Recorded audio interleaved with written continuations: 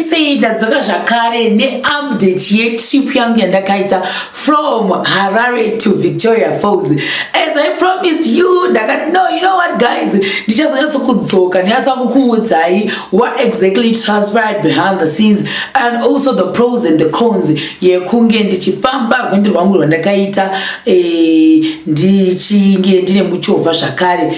Let me put a disclaimer yekuti asati ndaita long distance yakaita seiyoyo ndichishandisa bhazi and handisati ndanyatsoziva kuti what are the advantages yekunge uchishandisa bhazi uchitravela kune long distance thing kana kuti uchishandisa motokari kana kuti kombi zvakare zvinongoita kana bhasikoro zvakare kana kufamba. Asati ndadi ndange ndave neexperience yacho iyoyo. There are so many things that actually transpired guys zvandinenge ndisina kunge ndata sei ndichibudisa pamavideos angu akaitika aya ndichakwanisa kutaura zvandichakwanisa kutaurawo maybe andingati kubatsira mwana because handizozivi kuti vamwe vanhu vanofanira kutravela here kana kuti havazvifarire. Asi sandatanga kutaura apa regai nditi turu ma-highlights. Chekutanga definitely ma-stories aunenge wachinzwa about the place kuti oh my god kwauri kuindako kuchange kune zhou dzinenge dzichikutsikai kuita zvekuseka, kuchange kune shumba dzichakuryai. That's number one. Number two, pane ma-mysterious stories kuti you can hear kuti oh my god pakati pane chakati saka ipapo pane chinhu chisingabatiwi. This is a second thing. I'm not saying kuti it's a big disclaimer. I'm just saying kuti when you are traveling to a new place, you hear different versions of stories about that place, and because you knew, you start to have that fear kuti oh my goodness. Those are some of the things that I discover. And then when someone is actually telling you kuti oh my god, that place you were supposed to be there by 2 p.m.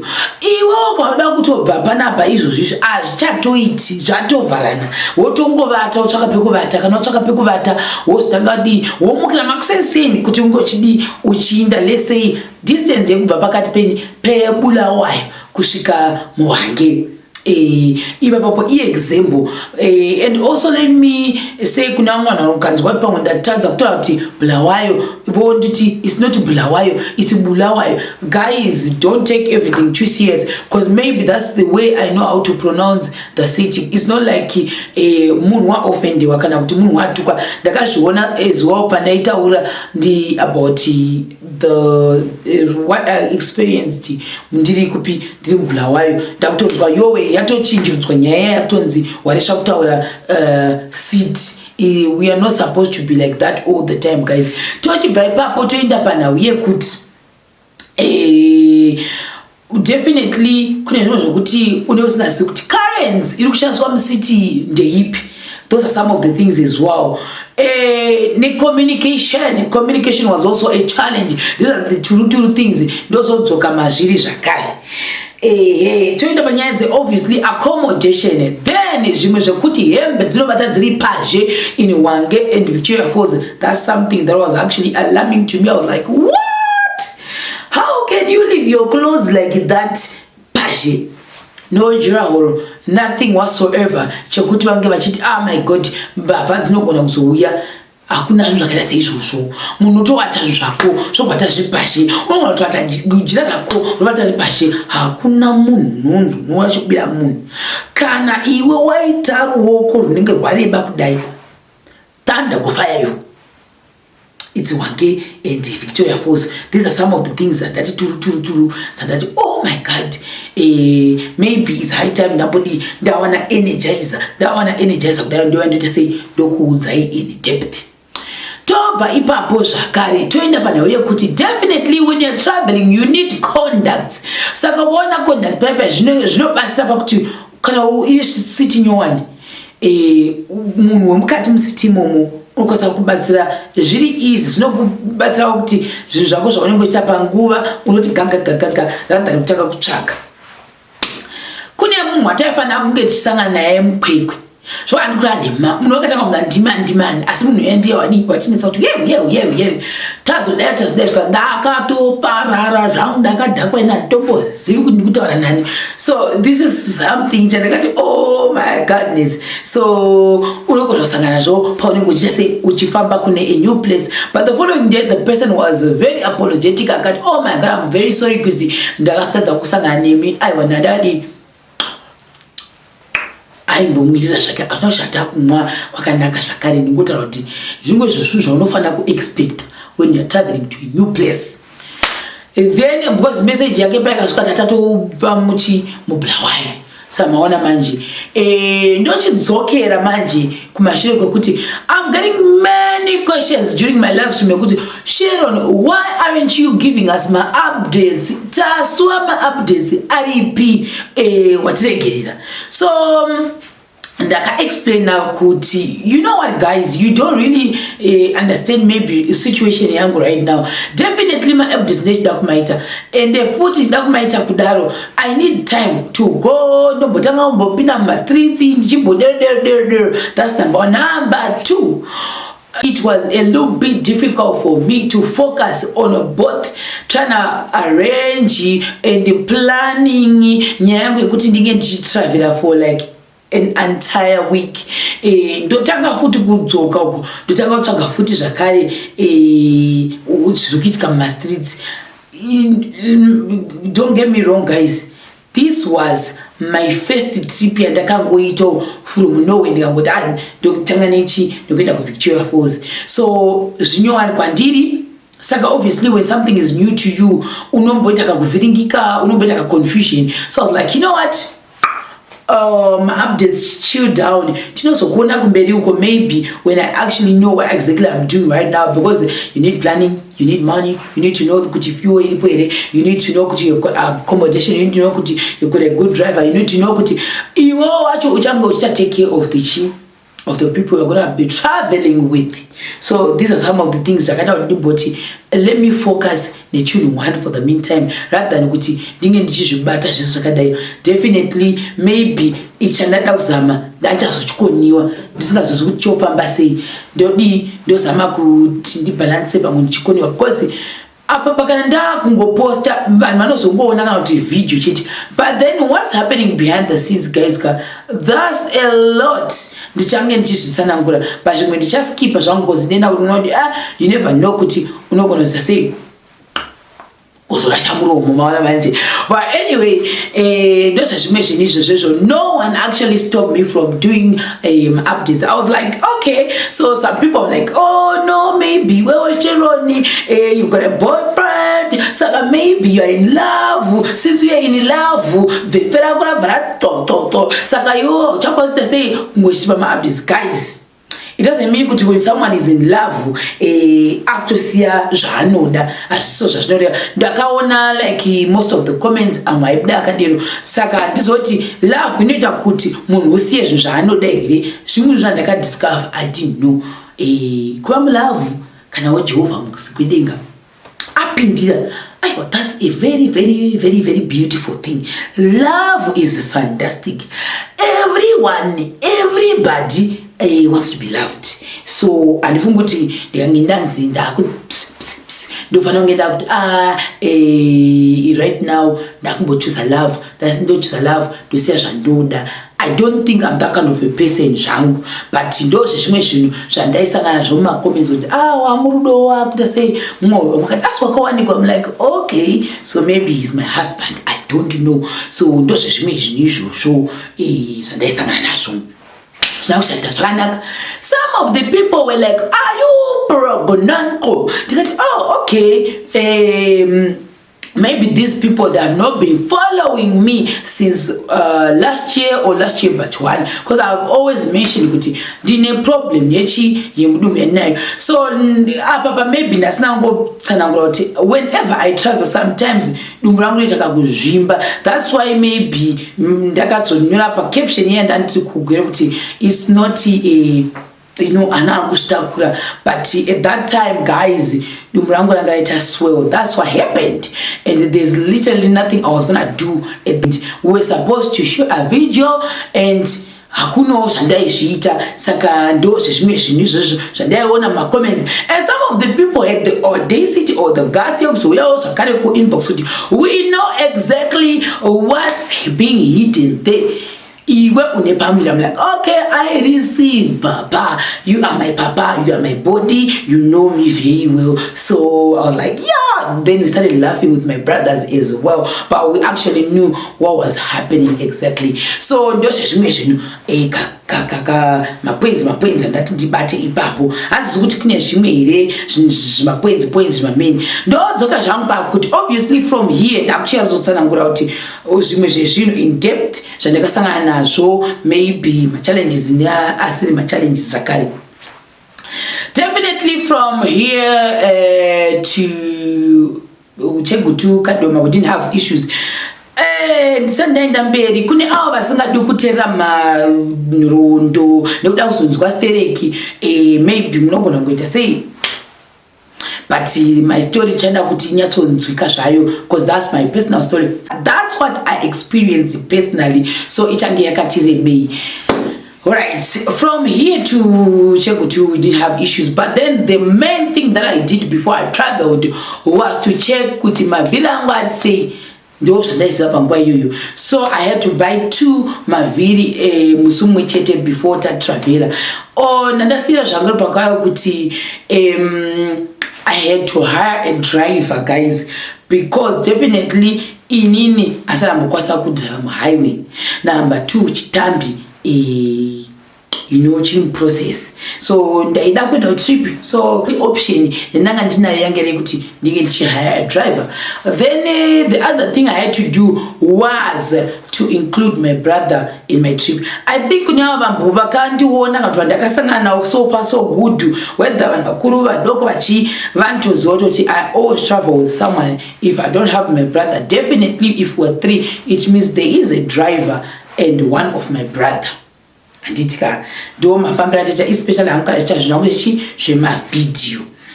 Then tochibva ipapo toenda definitely fuel.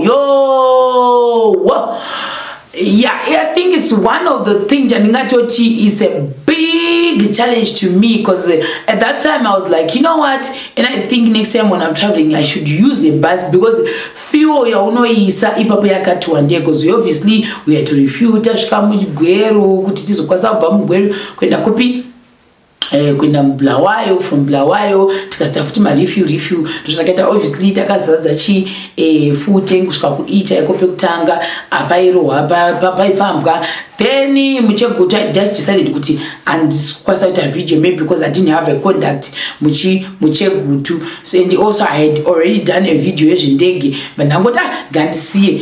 But tadero manje it's very sad because ndakabataona mwana akatsikwa paashaikira pasipoti ipapo ndikati katsikwa kuti akadhumwa, but it was really sad for me panguva iyo ndakatobatikana. So ndikatoita video nchoti my condolence kune family iyoyo yadi yashaikirwa nemwana wavo panguva iyo, because ndaiona even maparents acho anga aripo zvaisitsa ndikunyeberai. Saka ndo one of the things chandakasangana nacho chakandigwadza, that was Chegutu. From there Kadoma we met Sister Sophie. Sister Sophie was very nice. Then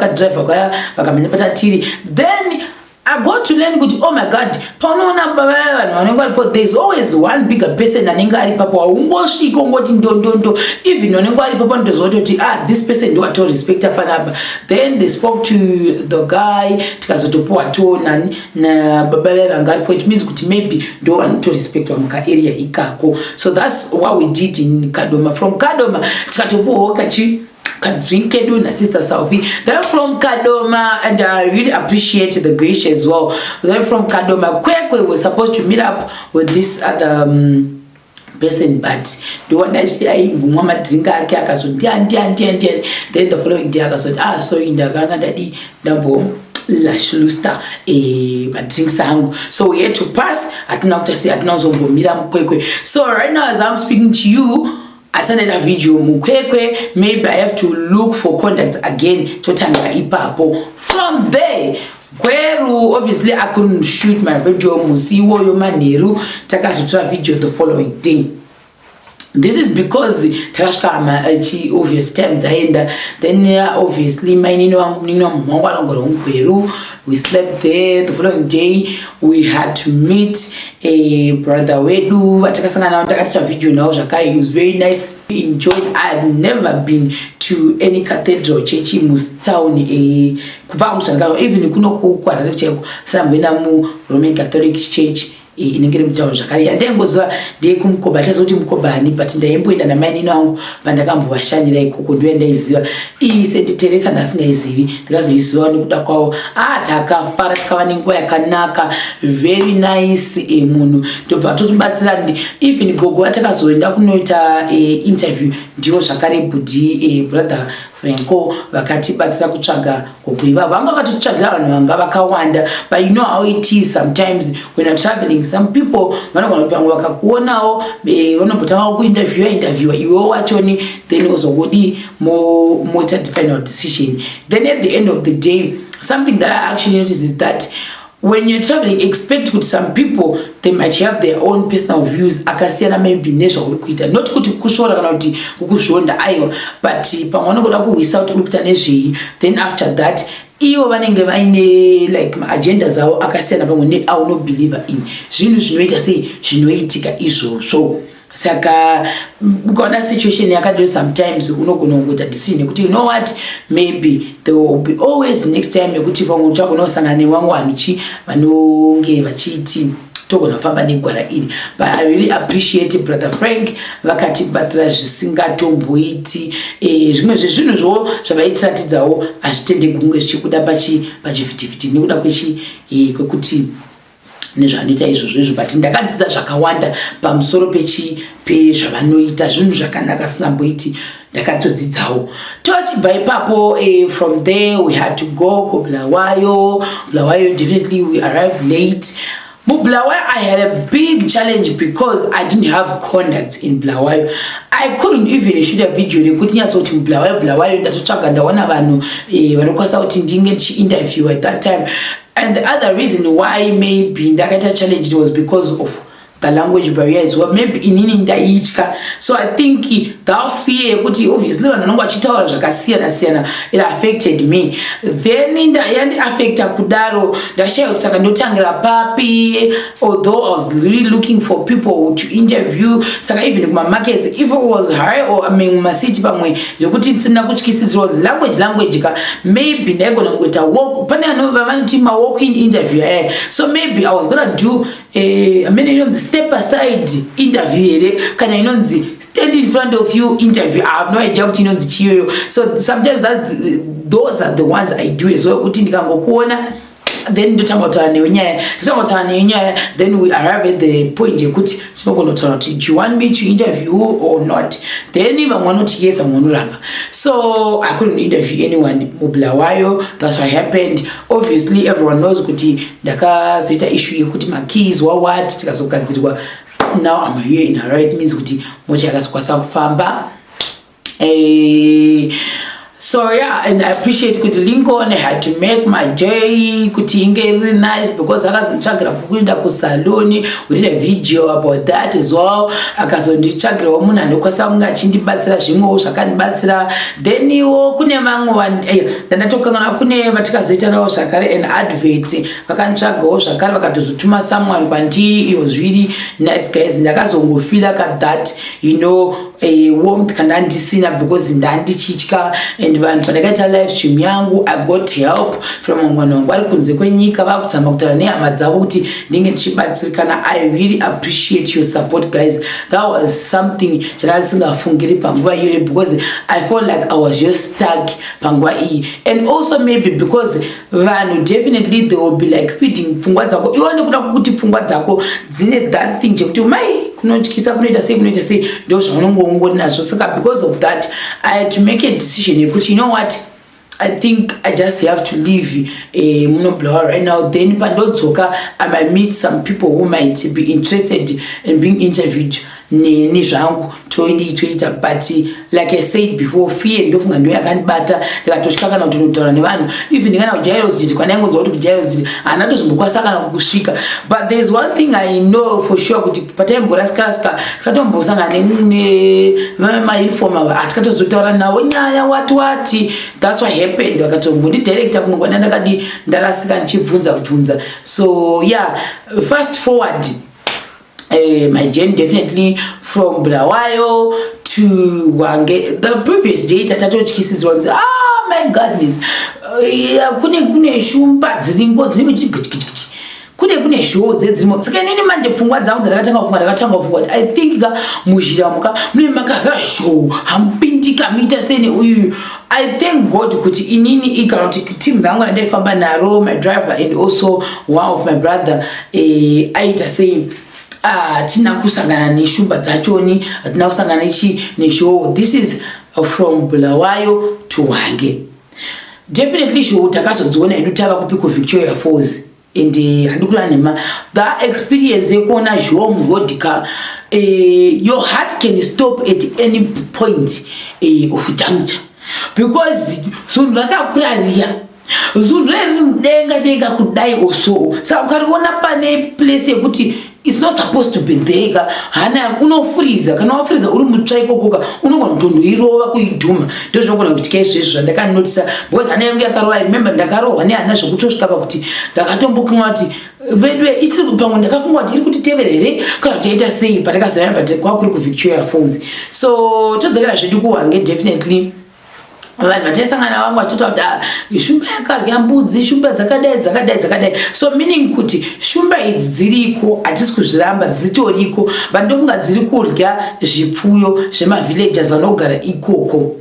And also there's this other like group of people I met. Guys, it was really funny because there is some now communicator now but anditonzwi chirungu chacho communicator saying zvandabvunza kuti hey wachitaura zvaita. It was funny though, but pekupeza azoti bye bye ndakuenda. So like so ngoitonzwa zvako but wangodonyesa ngodotamba 10 note. So those are some of the things I actually came across nazvo tichienda kupi uku Hwange. Then we met Sister Rebecca. Sister Rebecca was actually waiting for us like guys. She actually changed my mood. At that time I give up because I know my parents were also calling me because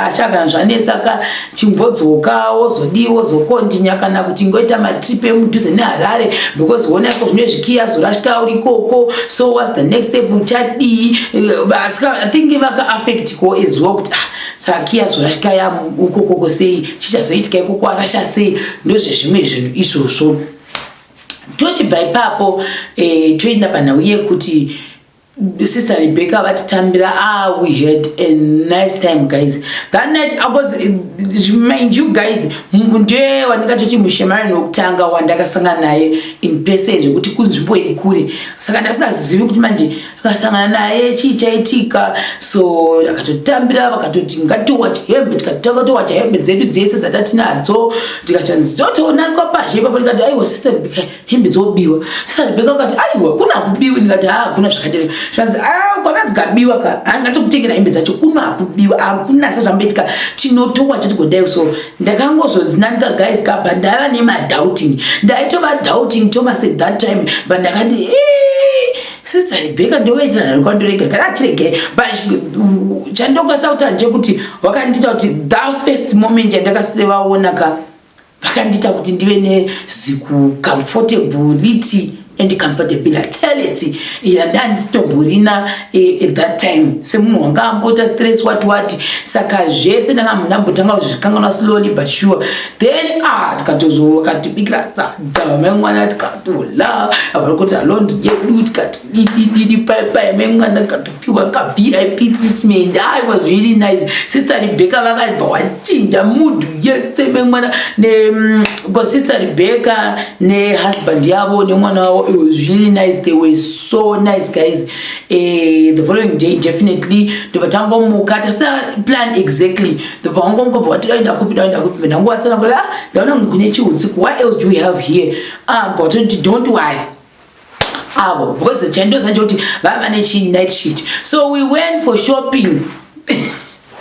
It's really fun, you guys, but that's what happened. We went for shopping. Maxeni watika tukadukuma one guys, but chaka my contacts. Sister Rebecca when you're life, guys. So chaka my contacts pepe batanza tayenda kuyenda tono kuona kumacho zokutoti papa ndakaona Hwange I think within 4 hours. Hwange ndakaitendera mamusiti macho malocation machi ndakuti anchikanga mwangu kuti anonzi mafeza akatanzi machi ndakaenda kumalocation akasiyana both kune mazizandanda edzimba nekumwe kwacho kunenge kuchinzi ndofunga ndo ghetto style kwacho macho kwacho kunana okay kunana chi takatenderera guys ndakatenderera kusvika pagundwa kuti nanchandi kutenderera muona manje ndo zvandakanzwa panguva iyoyo.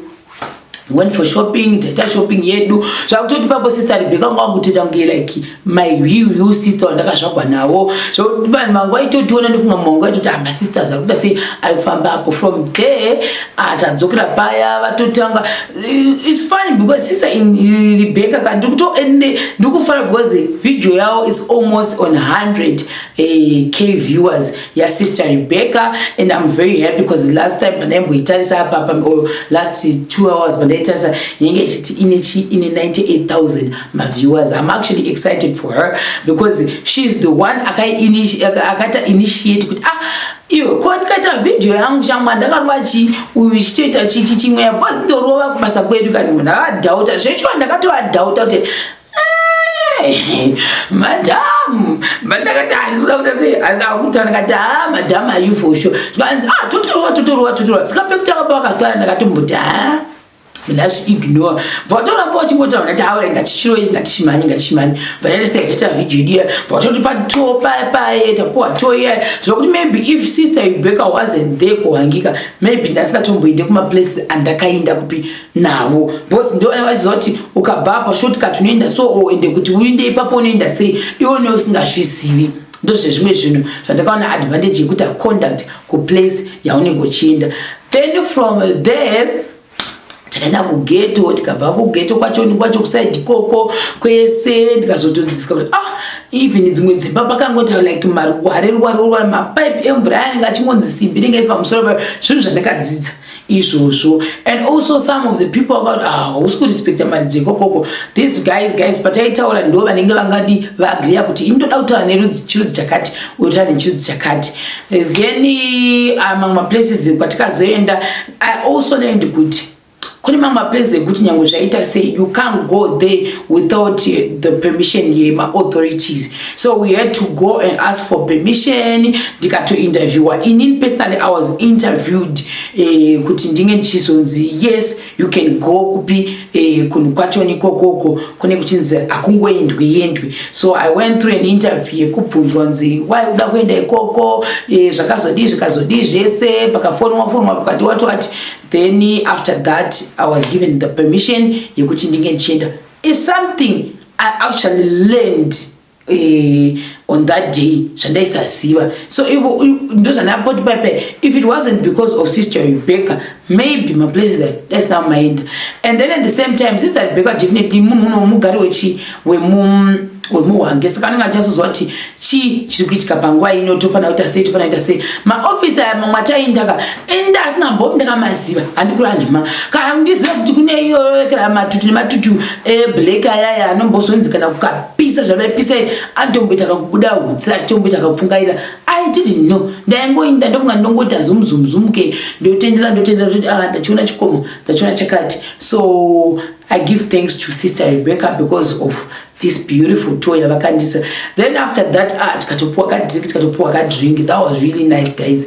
Vaitoda kutoti tizotoenda kubinga nawo but at that time ndaenda kuenda kopi ku Victoria Falls because someone angati achingosvika kupi ku Victoria Falls, and I really thank you for actually sponsoring that trip yekuzotinge tichisvika ku Victoria Falls because ndatongoti ni trip yangu igumira muHwange. That was pasina izvozvo handaitoziva kuti Hwange neVictoria Falls padhuze. I didn't know. Nandikura nhema tochibva ipapo toenda pakuti obviously from Hwange to Victoria Falls was really nice. Padipa hours akusvikepo pa mashoma tichika VicFalls guys. Sister Petunia peshi sister peshi wangu akatimira zvakare ikoko because takatosvika anga atiwo manheru asi unoziva kuti I think let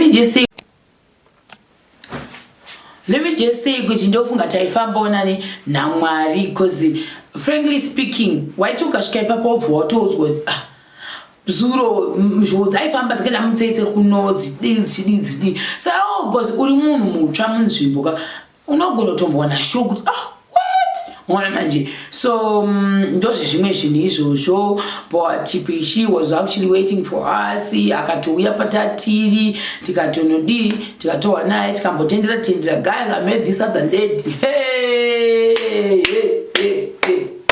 That lady akatemati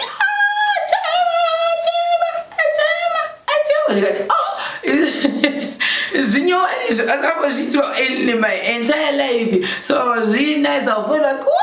No follower like that. I didn't know. Then he paid that lady takasenda unoona vangari, my friends are peshi baba uya bari group guys. What's happening, guys? Zvakaitika atomanira atoti mhoresa mwezi wakanzora emangwana let's plan guys, but day rataka kurongwa I didn't know anything about Victoria Falls. Saka vatanga kurongwa rongwa papepe indangonyarana una driver na mukupa rongwa bo tatoti atomukamba kuseseni vanazomuka kuseseni taatazombomuka tikambotendera vanambopuwa tona nina uyu patakazomuka tauda kulasa tikatikazoenda chi actually Victoria Falls, we were hosted na Peshi. In I had to stay na Peshi. My brothers had to go and stay na DJ Scott. DJ Scott sakanda show DJ. Adi mukati mechi me Victoria Falls is a very nice guy. Sakandi aikana nechi ni my brothers angu shakana na driver. DJ Scott. Then I'm watching obviously and like I was like okay cool. So yeah, the following day we had to go for shopping. After that tapeza kuchika Pesh was like guys and saka Pesh there to come and say ndanda kutoleza ndauta andifuna neta ndauda bozura cause kuno netesa kufamba saka Pesh ndiye atozongoni ukuthi pusha manje pepa tazoyenda. So we're very fortunate kuti Peshi anogora futhi mu Victoria Falls. Inganikali mu Victoria Falls. Maybe if it wasn't for Peshi and kuti kunokwasa kuwana pasi yekuti ungochifanisa kufamba pa bridge yari, I didn't know about that. Ndakatozosa Peshi atoti pavhurwa because papa kambovharwa nekuda kwechi lockdown izvi kwavhurwa saka mbatato presa machi mapasi edu tatoenda pepe ivi tapamba tapfamba vamwana zvimvura zvinai. It was the best experience. Tichiinda guys amagonyeti akamira kuti mutsetse kudai ndingafunga dano unopitinda kupi kudivire kuZambia. Taenda pepe tukufamba tazoona imwe ninge police but ndonga ndo police yekuZambia vataura nechirudzi chavo uniform yavo yatosiyana nekuzimside. Then tapula pepe I'm scared of heights ndatanga kuti okay cool. Then tatendera I was really nice. Saka ndatofunga kuti inini kamfunga mangu ndo panouya vanhu pepe vatowa mapicture wawati kanzi no avisati watanga because ndanda kutoneta peke ndokatapesi kanzi avisati watanga taakuchinda manje mukati and we had to pay I think about $5.99. So let's just say $6 per person. Kana one mabonds akondofunga ngobhadala like $599 indinda converter according to my calculations edu. Ataita naone genga redu definitely. So we went back ndokunotengeswa zvinhu zvakasiyana ma African attires, but the African attire guys kana kuti Zambia rinenge rine ka Victoria Falls thing ndiri kunyemba zvangu zvinombobudisa chelete yakati one day. So now I'm not going to afford to take anything up, but I really wanted something for both my parents. Kuti ndinge chivavikira either a shirt in Zambia, but I was going to hate. No, I was going to it's my safari hats. I don't know say kuvavigira.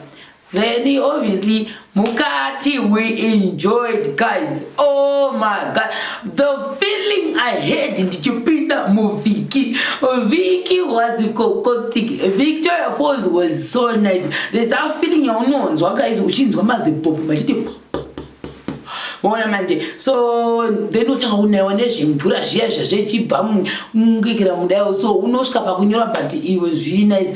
Guys, musiwe ndakafamba zvekuti ndakafunga kuti handifunga ndodzoka nemwana chimukore because takatendera kusvika tasvika kuti one end to another end.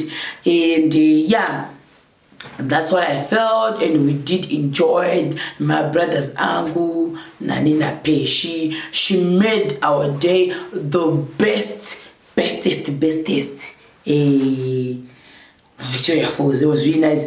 After that, time 5-6 so no, we have to go to Burma. And I didn't know anything about Burma. So I remember Lady Gaga was like, you know, you have to go to Burma. Burma is the way to go. I'm like, okay, I don't know Burma because this is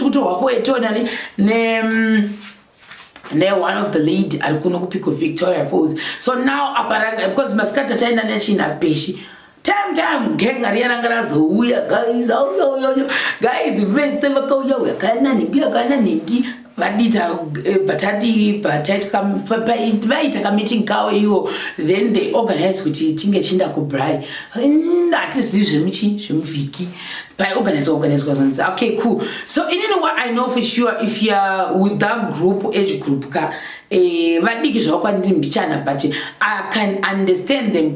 Definitely, when that group have a meeting like that, contributor, which is a very normal way from my experience. You definitely have to contribute because this is something that I actually liked about them, guys. It's not like kuti they don't really have the money kuti vange vachita cater for you or not, but it's something that I know for sure kuti mazera iwayo or even zera rangu.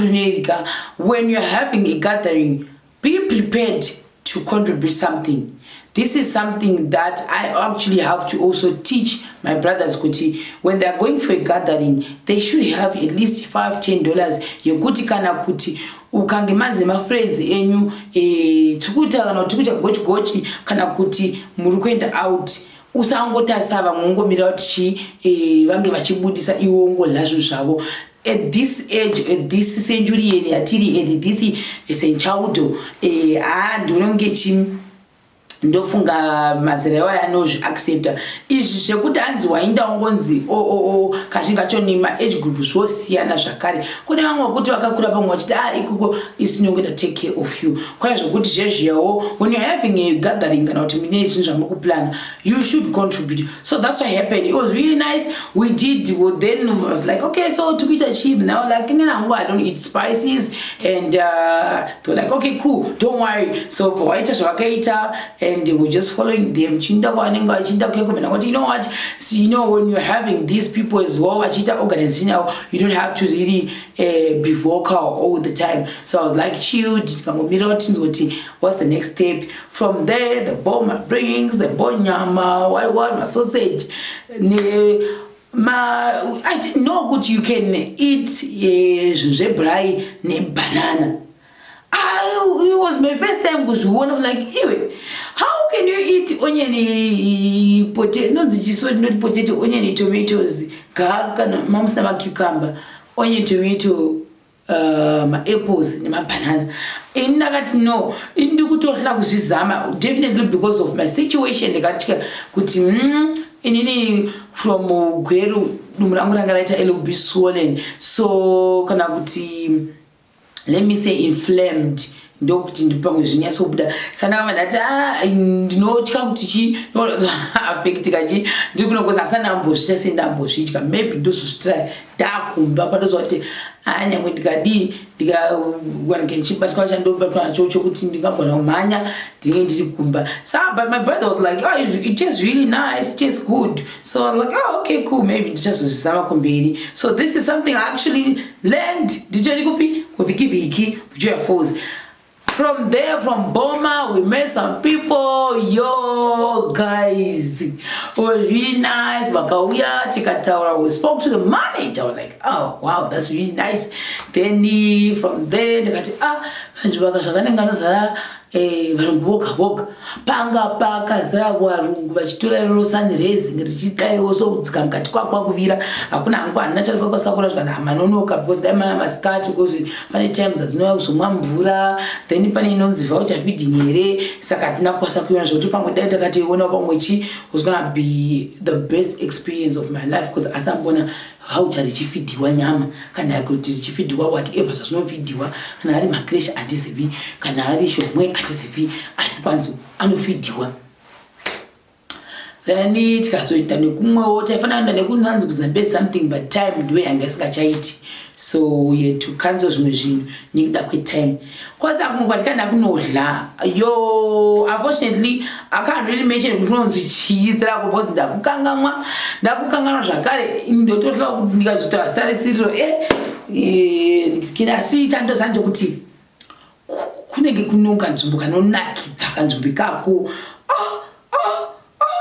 munhu waipa pachigrupu muchiinda muchingondotsa nyama dzenyu komaisa ikoko mondouya mogara patebhuru penyu motanga kuta nyaya mogochegwa maimwana magochegwa paya zvongoya zvongonzi sho patebhuru apa unenge uchiona masaisai emvura masaisai achiinda mumwe achinda uku mumwe achinda uku mumwe achinda uku kuVictoria Falls uku zvikanzi manje watouya long time because wauya chi usi mabhota aya anenge apera anzi mabhota anenge achiita kukwira nekudzika kudai achiita chamuzerere ndofunga mukati memvura zvakushata zvakangonaka kuda gwendo rinotevera change chikwanisa kuenda kwota kunonzvanzi kulive live look out hana zvikwanisa kuinda ndofunga vaida kuti tinde kulook out koko but time ndo yakazodlanana pesha akambobwas peshiwa yo guys ndakanga kuti peshi uyu guys kam waifana kunge akauya kuHarare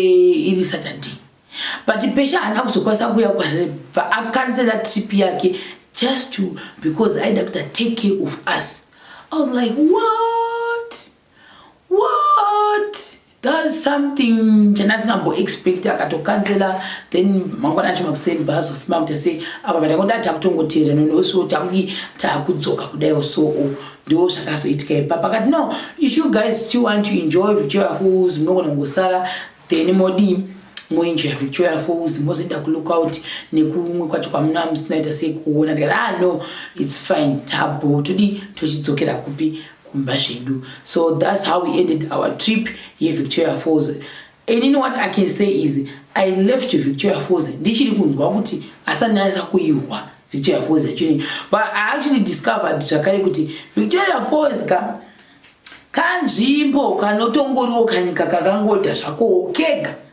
Number 2, so wani kana ungaenda Victoria Falls une mari yako inogona ngopera kuti wani kuti katongita outside of Zimbabwe country so ameno kungeka abroad kind of kungeka neka life kako kike kokoko kachingo nitaka life kokoko maona manje ndoze zvimwe zvirizvo ndanatokana kuti pakuzopa kwatatakaenda kunogocherwa tinodla ukuku kudandengeri fewo kuti goodbye muswacho kukanakidza guys then ndopatikazona show dzadziri mbiri dziri mujinga kudai iyi zhira idzo dziri papapa zvanzi mazona izvo zvandikura nhema I felt like hana yangu yambomira kuti 2 years topa ndo zvandakafira then ndobva mwangu handisi kuti murungiri wangu akamira akadzitocha vamwe ndobva vanhu vaitoslowa vototanga kuenda kudai vadzijaira zvavo vajara kugara muikiramo vanoziva kuti vanoita sei kana vakaona show kudai dai ndandiri pasteering musuya kudai ndaitenda mudondo ndigobuda ndo ndiri kwani ndichingoinda ndikuda ndaibuda ndamumapopoma ndarwa nebuka ndarwa nehana ndavhunduka show saka ndo zvandakadza kuti show hadzifanira kuita sei kuvhundukiwa zvinakushata tostenda asi my first time encounter with the issue was just alongside the road ndo zvakaitika kana kuti by the road zvinakushata ndokudzoka kuzodai sister Rebecca was just busy taking care of us kaingototi pamutogets mazhinji achonipa kudzoka kudai so kama tenga drink ndakatozongoti let me just use it kuti kutollgate. That was really helpful zvavakaita panguva iyoyo, because ndongatoona kuti ndonga mwana achizonyatsa kusvumbunuka manje waachizopera. And chokwadi when you're traveling and panguva iyoyo kusvikanzi fuel yapera munhu ongokutaridza kuti fuel I don't know about it. Man, fuel yapera. So that thing, I think it's a little bit stressing and it's a little bit stressful. Those are what in terms of traveling. And also ndotenda hanguma that number kanatata tire pancha chana kuzanje kuti pamaki obviously ndo pakandigwadza nyaya chikasongopera zvayoni then feed fuel chinchocho chakandigwadza ichocho zokutoti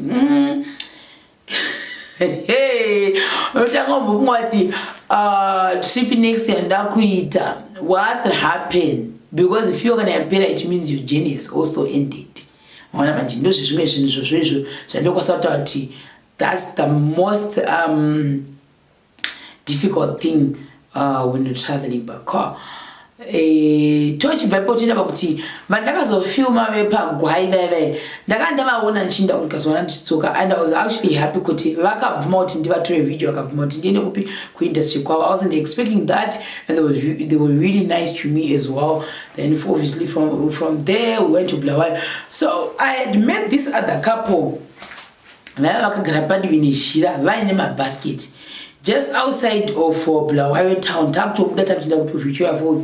Ndakatotanga tana ndakati ndinoita zvechizvo videos or what. So kana muda kuti ndikumakete munoita so but tanga ngotaurawo. So obviously it's allowed to interview me back as well so that you can understand what exactly I'm into.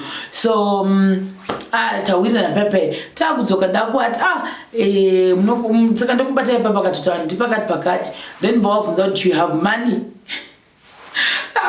You know what, let's just cancel, let's go. Guys, I'm thinking which inini fuel I just say from Bulawayo to Harare with this job stay then this one is actually busy asking me, did you have money to pay me? I'm like, you know what, let's just cancel, let's go. So because of that, I ended up not filming anyone in Bulawayo. It was not because ndasingafarira kufilma. No, I really wanted to do a video Bulawayo, but it was unfortunate I couldn't get anyone to film. Angari willing, some of the people, like that person specifically, I can't pay everyone because of a single person. So that one asking me for money, and then the other unfortunate thing obviously it was because I didn't have contacts in Bulawayo. So that's what happened. Well, definitely back home we had a nice trip. From there, even my driver, obviously I was just heartbroken, big tanga, and I ended up paying for the keys. He didn't pay for them, I paid for what he had done. So big tanga, I didn't say any word. Then no, don't be despaired, Tambika, let's just continue, because guys, I still wanted to continue with my journey. So that's not say to family, so I just wanted him to feel comfortable. Then from there, we came back. That was the end of our contract. So that's what happened.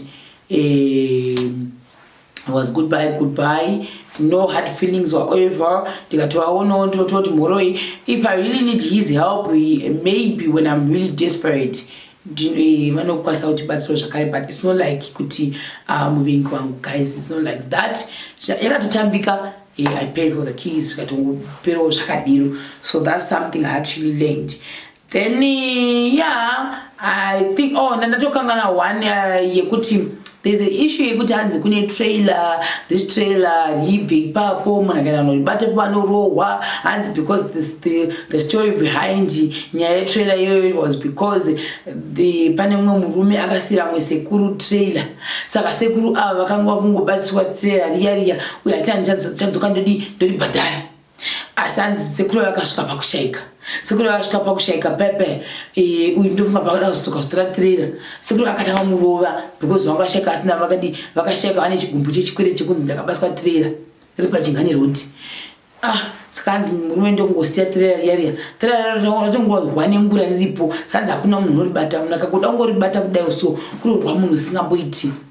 ho anoshata ndaiona tiri ndofunda ko wakanyora pa kudene spray white ndiani wakanyora sei wanga asingarohweri kusvika wapedza kubva kune leta rekutanga kusvika apedza rese I don't know sando zvimwe mamita tinenge chingohwawiwa pakufamba ukuwo chishamisa obviously definitely chekuti hembe dzekuboth ukawacha kubhela wayo kana kuti sei vanhu vongosiya pashi nezvimwe zvekuti kudii futi zvimwe zvandingatoti pamwe zvakandishamisa obviously kuti zhira ndofunga dzekubva from Hwange kudzoka kubhela kudai magonyeti anenge ane dambudziko rekuti anoti achifamba kudai so anogona kudzira zasi kudai because akatoona rimwe gonyeti ranga rakadzira ndobva chitira chisaenda kupinda mukati mebridge. That's what happened. It was just a sad moment kuti munhu kuda wanga achizama kuda kukwira makata vasharamba varadzoka rakaita kudai saka vanhu vatoti zvokutombori nzvinga and also matsaona ndakaona anga akati one day munjira imomo saka zokuti chikonzero chinechi cheoverspeeding herewo oro ine ingori kutiwo pamwe zvangoitikawo but ndo zvandakanotisa patrip yangu and I actually thank God kutiwo was my first trip yandakangoita ndisingazi kuti zvichafamba sei ndinozvitenda zvakare izvozvo kuti Jehovha musiki wedenga wakatikumburira kusvika tadzoka ndo zvandokwanisa kutaura. I pray and I hope kuti my next trip yandichaita ichange ichifamba zvakanaka and also kuti ndichange ndichikwanisa kuwana maybe vanhu vekuti ndinge ndichitaura navo. The most thing that I pray for right now is to get my contacts kuti if I get to a city kana kuti a village or local places wherever kana ngoti ndisi kuti ndoma ndima district kana growth point I can get someone who can give me like a tour area yoyo. That's my prayer yandinayo. And also right now I'm targeting Manicaland. This is my next trip yandofana kuita. I actually don't know when exactly I'll start my journey, but very soon I'll be going to Manicaland. But like I said, I'll keep on emphasizing kuti I pray kuti ndichawana my contacts obviously from Rusape, Nyazura, Mutare, then from Mutare there's this other location iripo so or ipapo, then from there chingoenda but I'm sure I'll pass through Biriri High School. That's my prayer. That's my former school. So I'm like, you know what guys, I don't know if they'll allow me to tag a video or not. That's the main issue right now. Maybe they might not allow me to do a video at Biriri High School, but I hope I'll be able to meet someone or some of the teachers who actually taught me when I was still in high school. I learned at Biriri High School from 2001 to 2006. So yeah, I'll pass through Biriri going to Chimani kune makunde kuchimani kune makunde. So maybe next week I might be in Manicaland or next week by one, I'm not so sure. So yeah, Manicaland is my next target young tour. Hopefully I'll meet different people who are very enthusiastic, who make my trip caustic, fantabulous. And from there I've got some appointments. I'm already booked, but we agreed that maybe I have to go there after Manicaland. So you see how I'm actually putting Manicaland in my bowl like this, like, you know what, you're so precious, I have to go to Manicaland, you know. So yeah. And also for all those people who are saying you have to go to Masvingo, guys, I am going to go to Masvingo. Definitely, there is no doubt about that. Maybe after Manicaland I should go to Masvingo. I don't know. I'll see. So yeah, so maybe from Manicaland I'll rest for like 2 weeks or 3 weeks. I will see. Because I'm saying, as long oil iripo, iyo mafuta ekufambisa aripo, kuna chinonumisa kufamba. So maybe after Manicaland, I will have to go to Masvingo. Do pedza maybe 2 weeks ndirimo or 3 weeks. I don't know what's gonna happen in Masvingo. I can't tell you how long I'll stay in Masvingo, but jashka kunana zaka, jashka kwese Masvingo mutaundi, jashka kwese kwedu kusazuko. Oh, ndichazoshka zvakare kupi kwedu kumba ukuku. So yes, so that's basically it about my trip from Harare to Victoria Falls. I actually thank God for everything that I saw, everyone who I met, and yeah, I hope you enjoyed my video, and if you didn't enjoy it, I'm so sorry about that. And if you see me doing updates pambira poshakari, it means good maybe that one not the balance say pfungwa dzangu kuti ku traveler, and also my updates. Hapana akandrambiza, guys, I'll keep saying this, kuti hapana akandrambiza. It was my decision to just focus on something else, that from there I will take it up. Let me just say, I will take it up from there. And it's so yeah, somebody should have a